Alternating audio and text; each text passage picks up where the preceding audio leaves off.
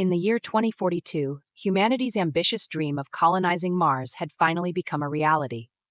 The first Martian colony, known as Ares Base, was a thriving settlement nestled in the shadow of Olympus Mons, the largest volcano in the solar system. Equipped with cutting-edge technology, the colonists believed they were pioneers in a new world, a testament to human ingenuity and perseverance. But beneath the red sands, something ancient and foreboding lay in wait. The discovery began when a routine dig for water sources turned into something far more sinister.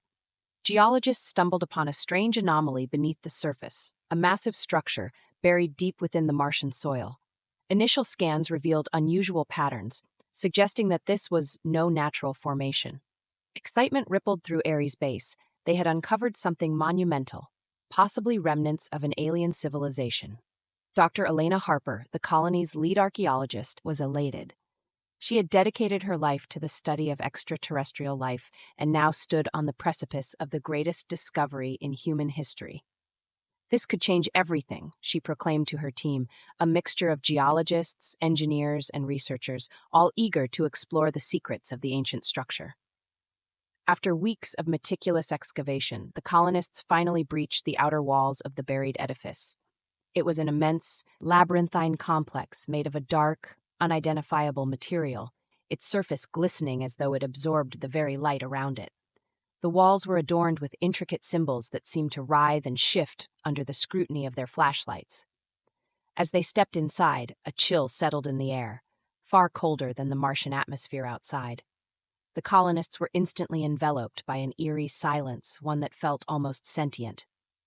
"Stay close," Dr. Harper instructed, her voice trembling slightly as she led the group deeper into the structure. As they ventured further, they encountered chambers filled with strange devices that hummed softly, vibrating with an energy that was both mesmerizing and terrifying. The colonists were entranced, documenting everything with fervor. But amidst the wonder, a palpable tension hung in the air.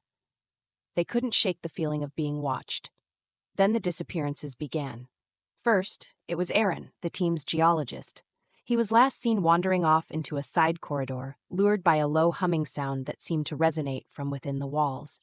His absence was quickly noted, but when they searched for him, they found only his equipment and a small, inscribed stone.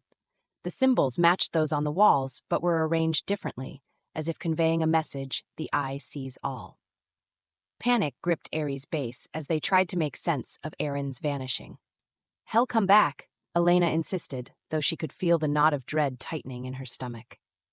They set up search parties, but each expedition yielded no results.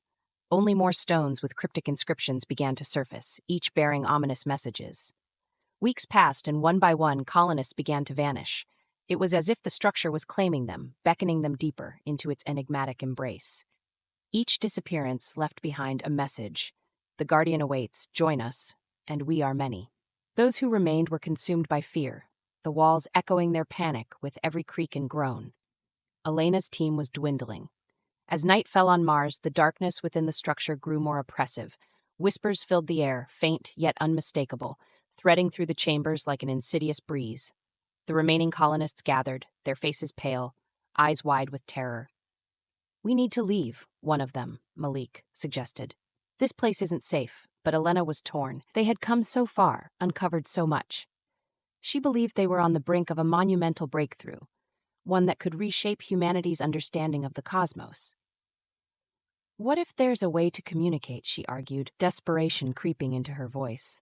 They decided to venture deeper into the structure, hoping to find the source of the whispers.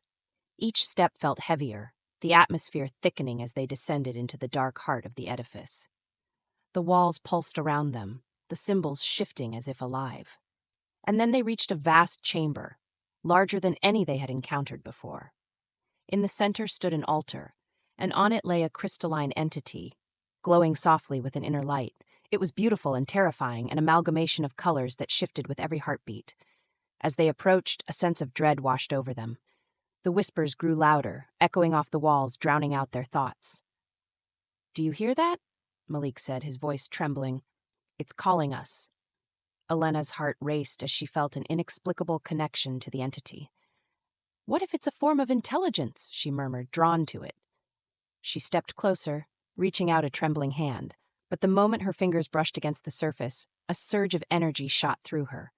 Visions flooded her mind, flashes of ancient Martian landscapes, beings unlike anything she had ever seen, and a sense of a great sorrow that enveloped the cosmos.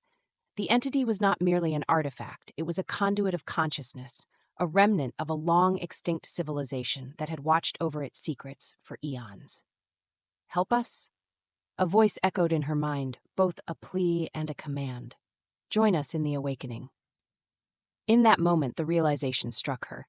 The messages left behind were not warnings, but invitations. The colonists who had vanished were not gone. They had merged with the entity, becoming part of its collective consciousness. "They're alive," she whispered, horror dawning upon her. Malik's eyes widened as he began to back away. "No, we need to get out of here." But Elena felt the pull of the entity, a seductive promise of knowledge and understanding. She could hear the voices of her missing comrades, their laughter and cries, beckoning her to join them. Before she could make a choice, the walls shuddered violently. The structure trembled, dust and debris raining down from above. The remaining colonists scattered, the echoes of their fear ricocheting off the walls. Elena was torn between two worlds, her heart racing as she fought against the pull of the entity. Suddenly, Malik screamed. The walls surged, shadows reaching out like fingers. They enveloped him, pulling him into the darkness as he shouted, "Elena, don't let it take you!" In a moment of clarity, she snapped back to reality. She turned and ran, sprinting toward the entrance. Behind her, the whispers grew into a cacophony of despair, voices crying out, urging her to return. But she couldn't. Not like this. She burst into the open air of Mars, gasping for breath as the weight of the structure's darkness fell away. The sun bathed her in warmth, a stark contrast to the chilling embrace she had left behind. The remaining colonists had gathered outside, their faces pale and haunted. They had seen what happened to Malik and felt the dread that seeped from the ancient structure. Together, they made their way back to Ares' base, leaving behind the ominous edifice that watched them from the Martian sands. Though they had escaped, Elena knew they would never truly be free. The whispers still echoed in her mind, a haunting reminder of the entity that watched and waited. As they boarded the transport back to Earth, she cast one last glance at the structure. Deep within its walls, the lights pulsed in rhythm, a promise of ancient secrets yet to be unveiled. And somewhere among the shadows, the lost colonists lingered, waiting for the next unwitting explorers to come and hear the call of the guardian within.